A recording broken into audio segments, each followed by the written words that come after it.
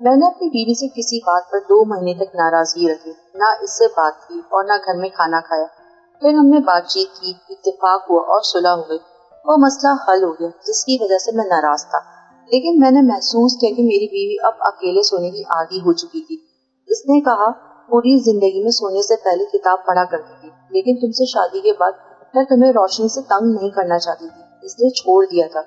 और जब तुमने मुझसे मुंह मोड़ा तो मैंने अपनी पुरानी आदत की तरफ वापस चली आई और इसमें सुकून पाया। पहले जब वो कमरे में आती थी तो मेरी सासू की खुशबू को पसंद करती थी, और अब मुझे यूं लगता है जैसे इससे इसकी आदत नहीं रही। हालांकि वो मुझसे 20 सेंटीमीटर दूर सोना भी बर्दाश्त नहीं करती थी। अब वो मेरे खाने में नमक की मिकदार पर कोई तबसरा नहीं करती।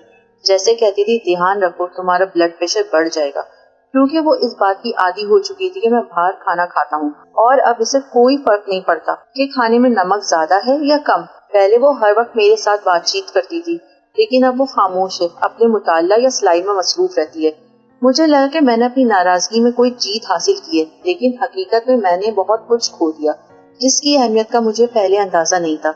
और जो कीमत मैंने अदा की वो उस छोटी चीज से कहीं ज्यादा जो मैंने हासिल की। काश मर्द ये समझ सके कि औरत दरअसल मर्द का आईना होती है और इसके साथ जो कुछ होता है वो दरअसल मर्द के अमाल का नतीजा होता है, इसके सिवा कुछ नहीं।